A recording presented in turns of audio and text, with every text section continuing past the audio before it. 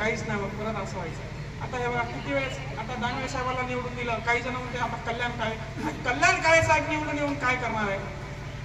त्यांना मतदान करायचं, त्यांना निवडून यायचं, परत मंत्रिपदासाठी चालले भाजपमध्ये, बरोबर आहे की नाही? आपलं काय, आपला पोरगा मोठा करा. आता बस झालं त्यांच्या पोरांना मोठं करणं, आपलं पोरगा मोठं करा.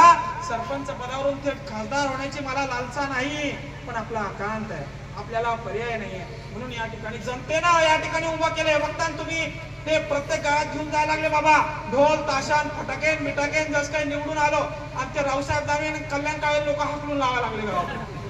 त्याला काय करावं, लोक एवढा पाठिंबा द्यायला लागले म्हणून आपण फॉर्म भरलाय. आता मतदानातून आपल्याला कळलं आपलं काय होतं काय नाही, बरोबर आहे का नाही? मतदान एकजुटीनं करून घ्या.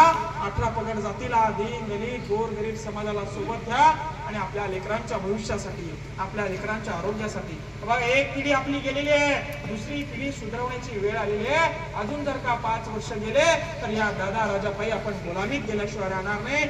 एवढंच या ठिकाणी